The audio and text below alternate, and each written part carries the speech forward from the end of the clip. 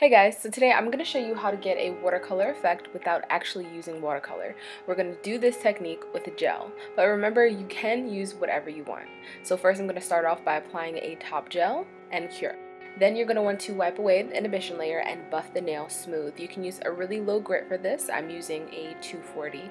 Again, wipe away your dust and then we're going to move on to our gel. So here I am using a gel cleanser by Vitro. If you normally use a rubbing alcohol, you can try that as well. I haven't personally tried it, but what I do know is that you cannot try this technique with very poor quality gel. And you can actually use watercolor if you'd like to, or even nail polish with nail polish thinner or acrylic paint watered down. Remember guys, just because I use gel polish in most of my videos doesn't mean that you have to, but don't worry, I will be using some regular nail polish pretty soon. So back to the tutorial, what am I doing? I'm just applying the gel to the nail using a tapping motion so that I can basically get the product off of the brush, and you can see that it does the rest of the work for me. You want to use a tapping motion to apply the gel. The alcohol will allow the gel to spread out and disperse, creating the watercolor effect. And the point of filing the nail down first was just so that it has something to basically grab onto.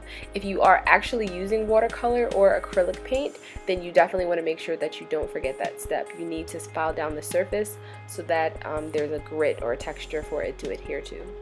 Now I'm using the Presto Art Gel in black, of course. The reference photo that I'm using is actually a pencil drawing, so I want this to be really sketchy. I don't want the lines to be perfect, and as you can see, they're also a little washed out because I'm using very, very little product, so it almost looks like a gray instead of a black. So instead of speeding this process up, I'm just going to let you guys watch it, and take this time to also go follow me on Instagram if you aren't already.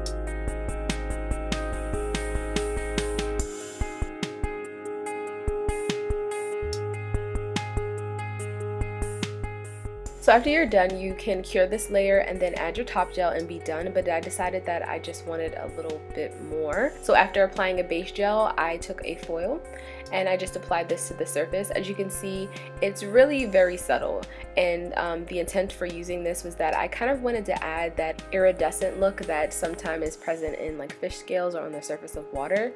So this is very subtle. The camera isn't really picking it up, but in person you can really see it. And then I actually added a matte top coat on top of this, which, believe it or not, you still can see the effect. So you want to cure that and remove the inhibition layer. And then I went in with a Soak Off Builder Gel. I'm using the IBD Soak Off Clear. And when you're done applying your droplets, you actually do want to go back in and apply a top gel to them as well. And that will make sure that they really shine and they aren't dull. And that's it guys, I hope you enjoyed this tutorial. If you want to see more watercolor inspired designs, let me know in the comments. And if you aren't following me on Instagram, Snapchat, and Twitter, you're missing out guys, because I've been posting tons of sneak peeks of different nail looks. As a matter of fact, I just put up a bunch of summer nails. And I'm also feeling like a few DIYs are coming up. I wanted to do more henna videos because I know some of you guys want to see them, but also I did a poll on Twitter and it was 50-50. It was like, yes, henna video, no. Definitely don't do that. So let me know in the comments which of you want to see a new henna video. Bye guys.